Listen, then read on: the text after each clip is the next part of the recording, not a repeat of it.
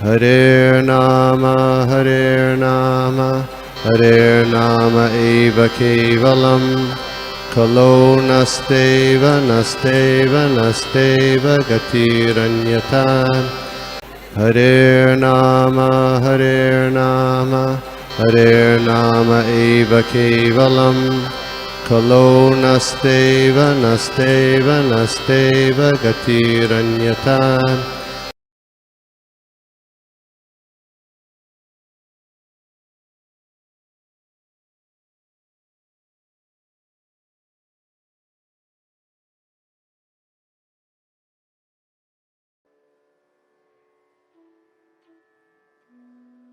ओम नमो भगवते वासुदेवाय।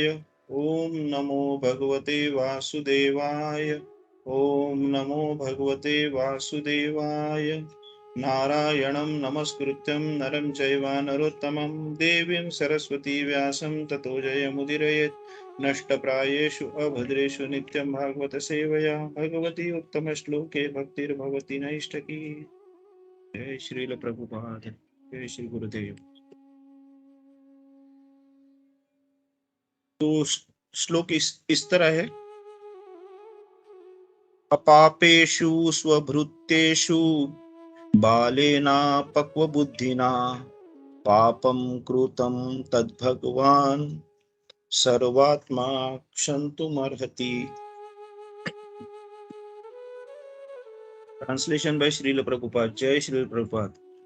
Then the Rishi prayed to the all-pervading personality of Godhead to pardon his immature boy who had no intelligence and who committed the great sin of cursing a person who was completely free from all sins, who was subordinate and who deserved to be protected. तो यहाँ पे हम लोग देख रहे हैं कि जब हम लोग ने पढ़ा था पहले श्लोका में कि श्रृंगी ने महाराज परीक्षित को श्राप दिया था और फिर बाद में उसको उस चीज का मतलब गलती का अंदाज हो गया। फिर अपने पिताजी के पास आके उसने ये कथन करके वो दुखी हो गए थे और फिर ऋषि ने भी उसको समझाया था कि जो किया है कितना गलत किया है करके। और अभी जो ऋषि है शमीक ऋषि वो भगवान से प्रार्थना कर रहे हैं।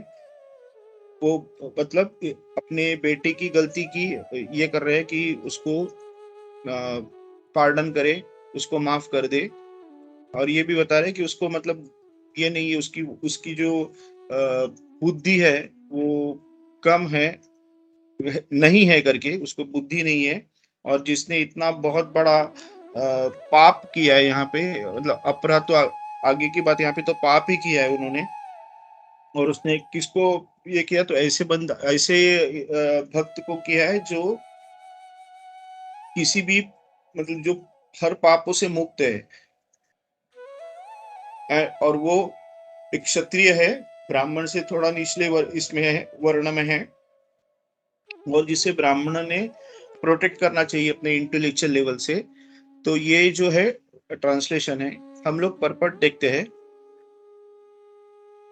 Everyone is responsible for his own action, either pious or sinful.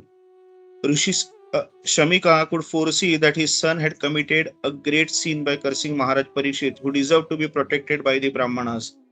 For he was a pious ruler and completely free from all sins because of his being a first-class devotee of the Lord. When an offense is done unto the devotee of the Lord, it is very difficult to overcome the reaction. The Brahmanas, being at the head of the social orders, are meant to give protection to their subordinates and not to curse them. तो यहाँ पे उन्होंने बताया कि ब्राह्मण जो है वो वर्ण में सबसे ऊपर के है हिस्से में आते हैं, क्षत्रिय उनके नीचे आते हैं।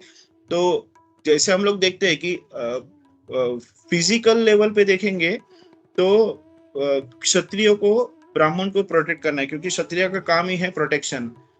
वॉरफेयर हो या किसी भी तरीके से हो, तो हर जो मतलब राजा का कर्तव्य है कि उसके साथ जो भी जो प्रजा है उसको उसने प्रोटेक्शन देना चाहिए। तो उस एंगल से ब्राह्मणा को प्रोटेक्शन ये देते हैं। पर यहाँ पे प्रभुपाद जी जो बोल रहे हैं, तो इंटेलेक्चुअल लेवल पे प्रोटेक्शन हमको देना चाहिए कि अगर राजा से अगर कोई गलती भी हो गई हो तो एक बड़ा मतलब एक बोलते हैं ना, एक उच्च लेवल पे जो बंदा रहता है उसको क्षमाशील होना चाहिए, उस लेवल पे उन्होंने प्रोटेक्शन देना चाहिए था। उस एंगल से यहाँ पे बताया गया है। तो आगे पढ़ते हैं कि there are occasions when a Brahmin may furiously curse a subordinate Kshatriya or Vaishya, etc. But in the case of Maharaj Parikshit, there were no grounds as already explained. हम लोगों ने अभी भी देखे नारद मुनि ने डिलीवरेंस के लिए नल कुबेर और मणिग्रीव को शाप दिया था। तो ब्राह्मण शाप देते हैं लेकिन उसके पीछे कोई तो वजह रहती है, कोई स्पेसिफिक कारण रहता है, और वो मतलब या तो उस राक्षस ने बहुत इंसान हो या राक्षस हो, उसने कोई तो बहुत बड़ा पाप किया है, तब उसे दिया हुआ है। ऐसे बहुत सारे उदाहरण है कि शाप दिए गए हैं। लेकिन यहाँ पे बताया गया है कि परीक्षित महाराज जो थे वो इतने पायस थे, मतलब इतने पुण्यवान थे और इतने सुशील। मतलब हम लोग ने देखा ही है कि महाराज परीक्षित की जो भी व्याख्या की गई है, महाराज परीक्षित के बारे में जो भी बताया गया था कि उसको दुनिया के सभी बेस्ट जो राजा है उनके साथ उनको कंपेयर किया गया था। सिर्फ राम या फिर सिर्फ कृष्ण या फिर सिर्फ अर्जुन से नहीं, तो हर राजा से कंपेयर किया गया था। हर राजा के अच्छे गुण महाराज परीक्षित में थे। तो महाराज परीक्षित पे तो मतलब किसी भी तरीके से उनसे कोई गलती होने की संभावना ही नहीं थी, फिर भी उनको शाप दिया गया था। तो उसके लिए यहाँ पे बताया था कि ब्राह्मण लोग देते हैं शाप, लेकिन महाराज परीक्षित को देने की कोई जरूरत नहीं थी। और यहाँ पे प्रभुपाद जी ने उसको फुलिश बॉय करके बोला गया, मूर्ख बोला गया कि उसने सिर्फ अपने ब्राह्मण होने का गलत इस्तेमाल करके उसने शाप दिया था। और उसके लिए उसने क्या बोला था कि लॉ मतलब लॉज ऑफ जो गॉड है कि कोई डिवोटी को अगर कोई परेशान करेगा तो भगवान को उसका जरा भी मतलब भगवान उसको जरा भी माफ नहीं करते। और हम लोग तो यहाँ पे वही बोला कि Lord never forgives a person who condemns his pure devotee. तो यहाँ पे हम लोग अगर थोड़ा सा पीछे जाते हैं, मतलब इस उदाहरण के तौर पे हम लोग देखते हैं कि जब शिशुपाल का जन्म हुआ था तभी हम तो जानते हैं कि कृष्ण के हाथ में वो मतलब मारा जाने वाला बताया गया था। तभी उसकी शिशुपाल की माँ उसके पास आके दया याचना करती है कि आप उसको मत मारो करके। तब शिशुपाल कृष्ण जो कहते हैं कि वो मेरा कितना भी अपमान करेगा तो मैं सहन लूंगा, लेकिन वो मेरे भक्तों का अपमान नहीं करना चाहिए।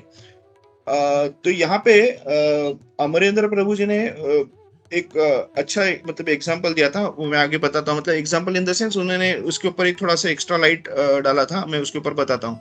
तो जब वो श्री कृष्ण को अग्र पूजे का मान दिया जाता है तो शिशुपाल चिल्लाना चालू कर देता है, बहुत सारी गालियां वगैरह देता है, और कृष्ण को मतलब इतनी सारी गालियां देते रहता है, कृष्ण चुपचाप सुन रहा रहता है। एक टाइम के बाद ऐसा होता है कि सहदेव को सहन नहीं होता है। सहदेव जो मतलब पांडव जो थे वो कृष्ण के परम भक्त है, तो सहदेव को सहन नहीं होता है और वो बोलता है कि शिशुपाल को चिल्लाता है वो और बोलता है कि आप मतलब युधिष्ठिर और कृष्ण के पास बोलते हैं कि आप इसकी बात इतनी सुन क्यों रहे हैं, उसको दंड क्यों नहीं करते हो। तो ये सुन के शिशुपाल सहदेव को गाली देना चालू कर देता है, सहदेव को पे ये करना चालू करता है। जब सहदेव पे वो जब गाली देना चालू करता है तब कृष्ण उठता है, बोलता है कि अभी तक तुम मेरा अपमान कर रहे थे, मैं सहन कर रहा था, लेकिन अब तुमने मेरे भक्त का अपमान किया है, मैं तुम्हें छोड़ूंगा नहीं। और फिर वो अपने सुदर्शन चक्र से शिशुपाल का सर काट लेते हैं। ये तो हम तो सब जानते हैं ये सब।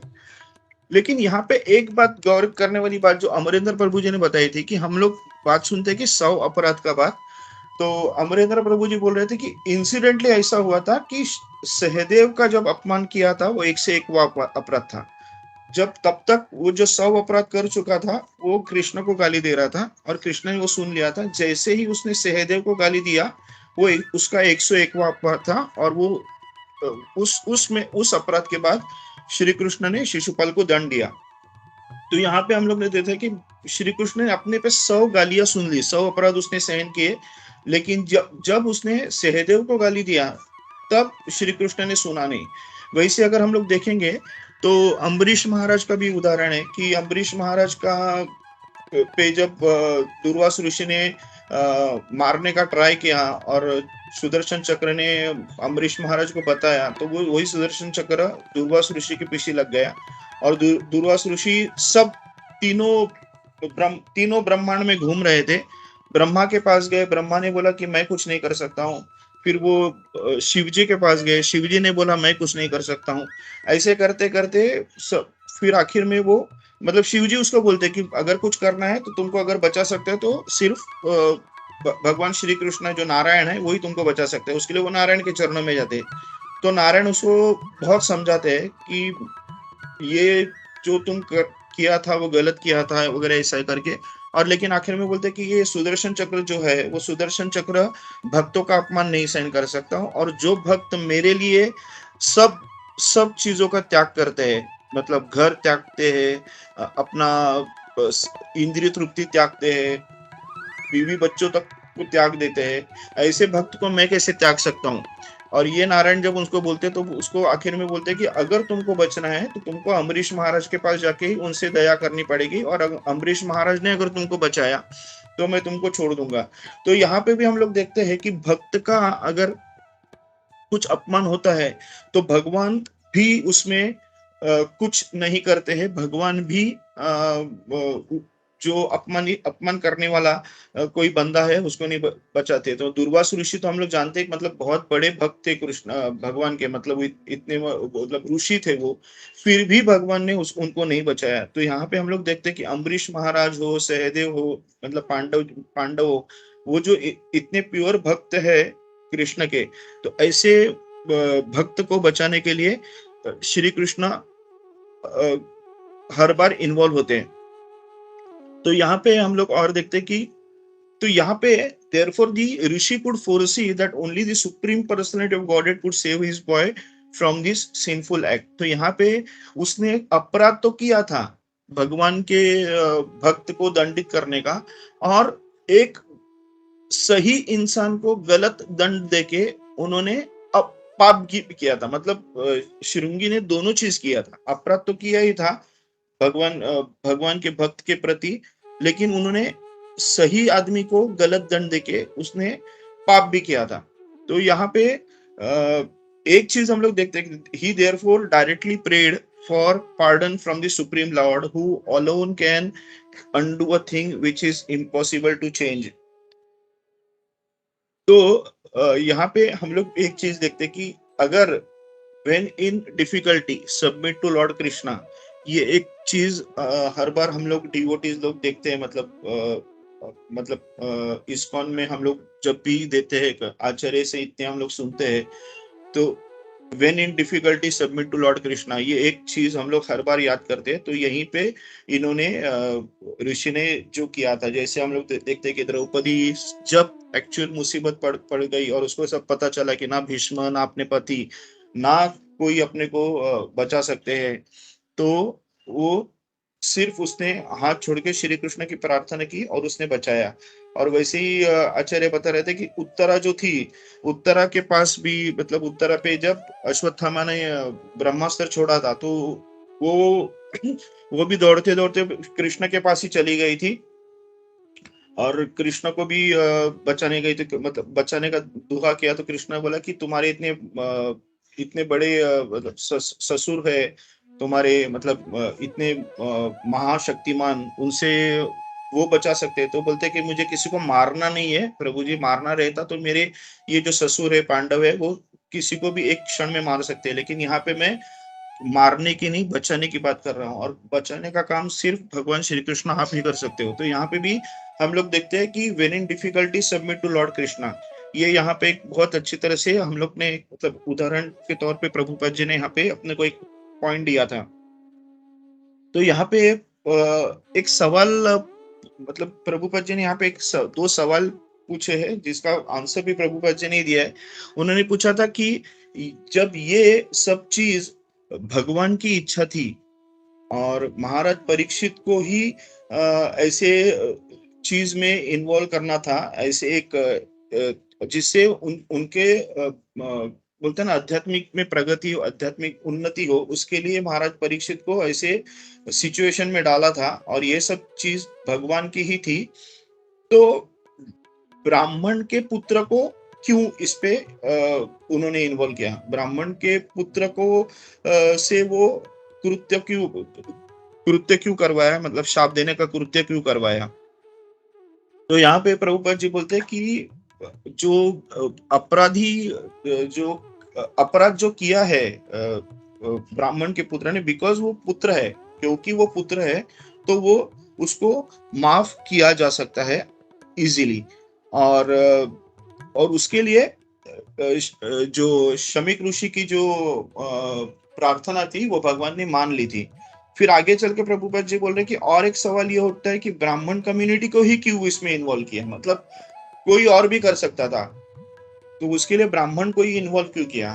तो यहाँ पे प्रभुपाद जी ने वराह पुराण का एग्जाम्पल देके बताया कि जो राक्षस जिन्होंने भगवान के साथ बहुत क्रूर बर्ताव किया है, जिन्होंने भगवान को मारने की प्रयत्न किया है, लेकिन भगवान ने जिनको मारा नहीं है, भगवान अगर मार दे तो उनको सायुज्य मुक्ति मिलती थी, लेकिन भगवान ने मारा नहीं थे, उनको मारा नहीं था, तो उसके लिए उनको भगवान ने ब्राह्मणों के जन्म में कुल में जन्म लिया।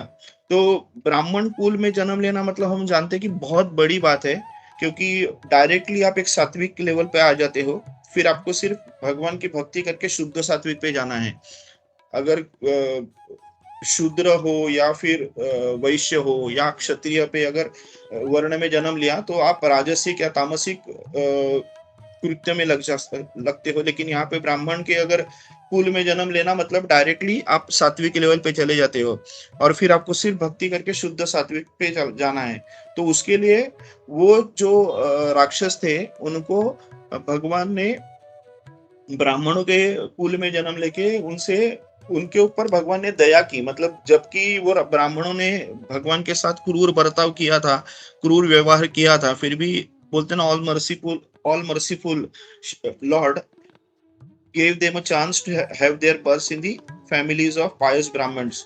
तो उससे वो क्या कर सकते थे, वो आगे चल के लिबरेशन के तरफ उनकी अग्रसर हो सकते थे। लेकिन यहाँ पे बताते हैं कि ये जो राक्षस जो थे उनको इतनी अच्छी सहूलियत देने के बाद भी, इतनी अच्छी उनको अपॉर्चुनिटी देने के बाद भी, उन्होंने अपना जो ब्राह्मण कुल में जन्म लेने का फायदा उठाने के बदले में उन्होंने उसका गलत इस्तेमाल किया, मतलब अनड्यू एडवांटेज।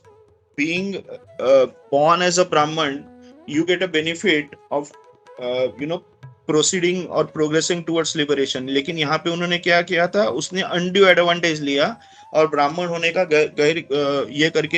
गैर इस्तेमाल करके उन्होंने परीक्षित महाराज को शाप दिया। तो यहाँ पे उन्होंने वही मतलब श्रृंगी का ही एक उदाहरण दिया था प्रभुपाद जी ने कि ब्राह्मण होने का उसने कैसे गलत इस्तेमाल किया।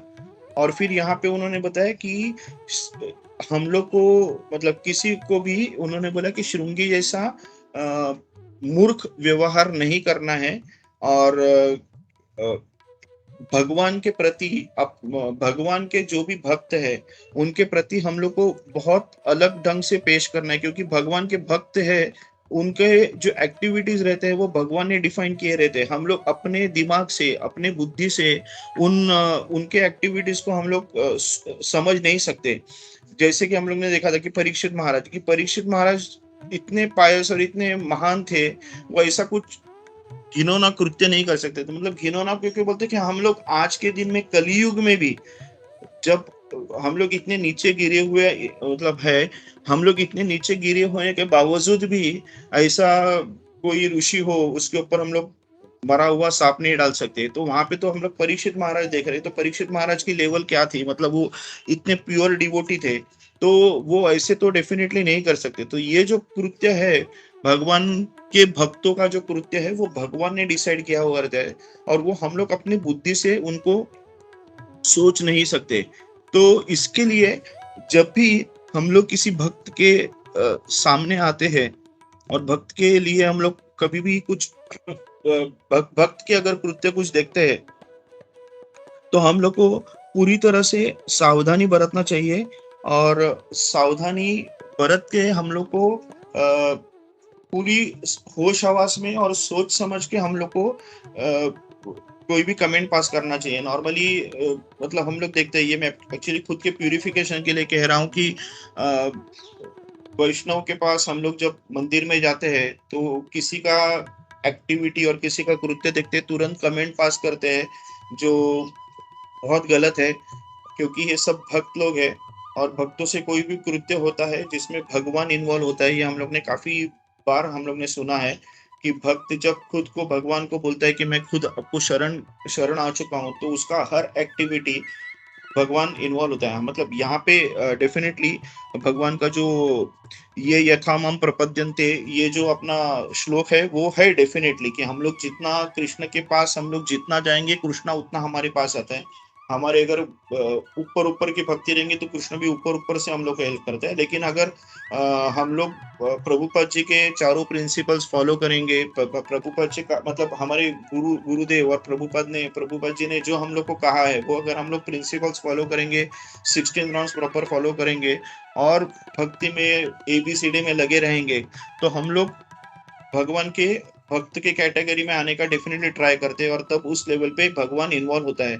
तो उसके लिए हम लोग अगर किसी वैष्णव का अगर कोई कृत्य देखते हैं जो हम लोग को पसंद नहीं आता है या हम लोग को गलत लगता है, इट डज़ नॉट मीन वो गलत है। वो सिर्फ़ हमारे सोच के दिमाग के बाहर है, हमारे अक्ल के आगे है, वो परे है। तो इस लेवल पे जाके हम लोग को कुछ सोचना नहीं है, वो जो है वो भगवान का ही की वजह से ही हो गया हुआ कृत्य है। भगवान ने शायद ये मैं अपने प्यूरिफिकेशन के लिए कह रहा हूँ, जस्ट एक एग्ज़ाम्पल दे रहा हूँ कि मेरे जो और एक शिक्षा गुरु है, मैं थोड़ा-सा उनके बारे में पहले गलत सोचता था। लेकिन एक माताजी ने मेरे को अच्छी तरह समझाया, तब मेरे को वो पता चला कि वो मेरे शुद्धिकरण के लिए मेरे साथ वो ऐसा बर्ताव कर रहे हैं। तो जब मैंने माताजी का बात सुन के जब उनके पास में मेरा नज़रिया देखने का चेंज हो गया, तो मेरे को तुरंत पता चला कि उन्होंने उनका जो बर्ताव मेरे पास था वो बहुत अच्छा था। मतलब उन्होंने मतलब मेरे पे काफ़ी मतलब मेरे को और मेरे बेटी को अ, अच्छे धाम लेके गए थे। तो उन्होंने मेरे मेरे पे काफ़ी मतलब क्या बोलता हूँ मेहरबानी बहुत की थी मेरे पे। मेरे भक्ति की प्रोग्रेशन पे उनका बहुत बड़ा हाथ था। तो अ, कहने का तात्पर्य है कि हम लोग अपने दिमाग से, अपनी बुद्धि से हम लोग किसी के बारे में कुछ सोचते हैं और वो अगर भक्त है, तो we have to be extremely careful कि वो भक्त होने के बाद हम लोग की जो कृति है, हमारा जो उनके तरफ देखने का नज़रिया है, उसको हम लोग को सावधानी बरतनी पड़ेगी, क्योंकि भक्त होने के वजह से कृष्ण उनके साथ है और कृष्ण के इच्छा के अनुसार ही वो भक्त या तो अपने साथ या किसी और के साथ एक तरीके से व्यवहार करता है। तो मतलब यहाँ पे शमीक ऋषि जो थे, वो शमीक ऋषि के वजह से शुरंगी बच गए। तो यहाँ पे हर जो कोई अपराध करने वाले का पिताजी या कोई उसको बचाने वाला शमीक ऋषि नहीं होगा। उसके लिए हम लोग को बहुत सोच समझ के और बहुत सावधानी से हम लोग को भगवान के भक्तों के कृत्यों को समझना पड़ेगा और उनको जानकारी लेनी पड़ेगी।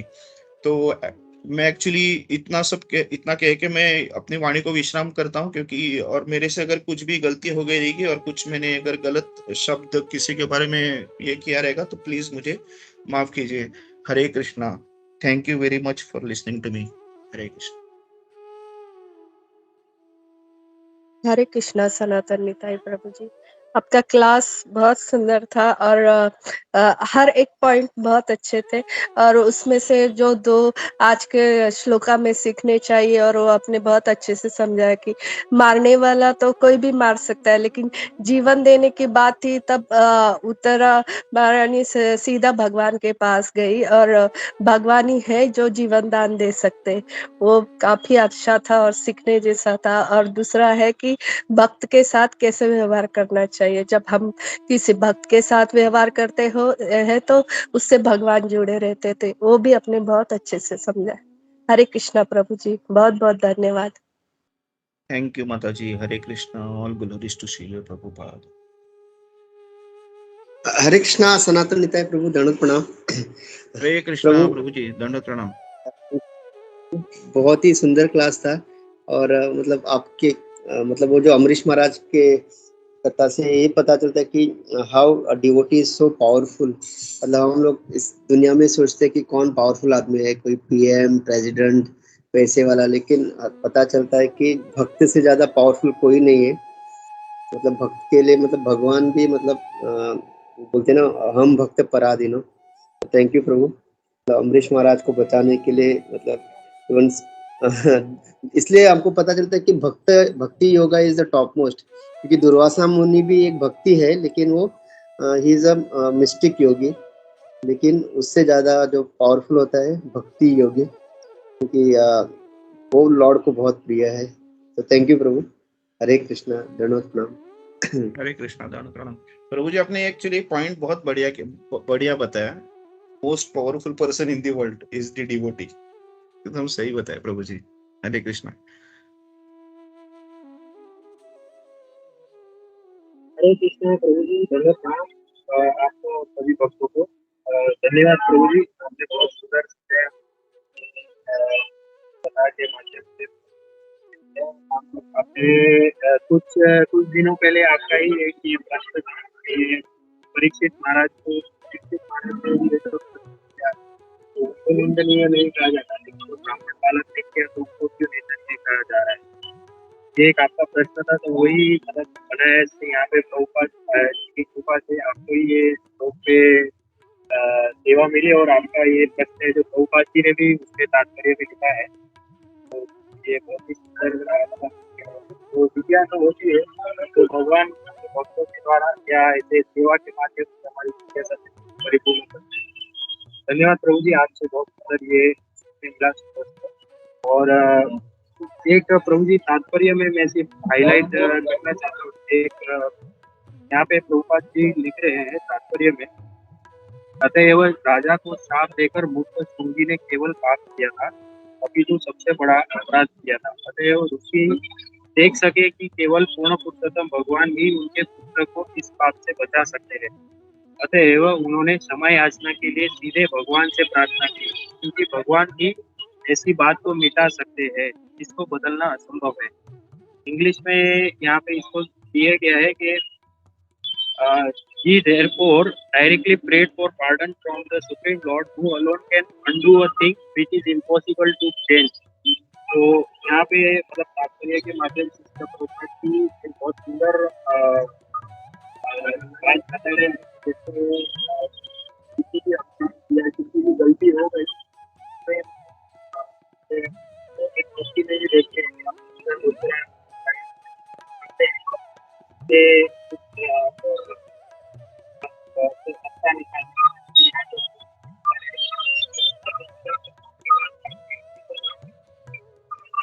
प्रभु जी, आखिर आपका आखिर आखिर में आपका आवाज पूरा चला गया प्रभु जी। ओ सॉरी, अभी सुनाई दे रहा है? हरे कृष्णा। हाँ, अभी दे रहा है। हाँ, तो ये जो तात्पर्य का था बात सुनाई दिया था कि वापस? हरे कृष्णा। हाँ प्रभु जी, आपका आवाज बीच बीच में आ रहा है, बीच बीच में जा रहा है प्रभु जी। वो जो तात्पर्य का बोला था प्रभु जी, वो सुनाई दिया बराबर को? हाँ हाँ। तो उसमें मतलब प्रभुपाद जी ये बहुत सुंदर बता रहे हैं कि हम जब भी भगवान के पास जाते हैं, भगवान में ही एक शक्ति है जो कुछ असंभव है उसको भी प्रभु जी भगवान मिटा सकते हैं। या इंग्लिश में अंडू लिखा है, अंडू मतलब कुछ हो गया तो उसको वापस कर सकते हैं वैसा। तो यही हाईलाइट करना था। धन्यवाद प्रभु जी, सबको दंडवत प्रणाम। हरे कृष्णा। हरे कृष्णा, दंडवत प्रणाम।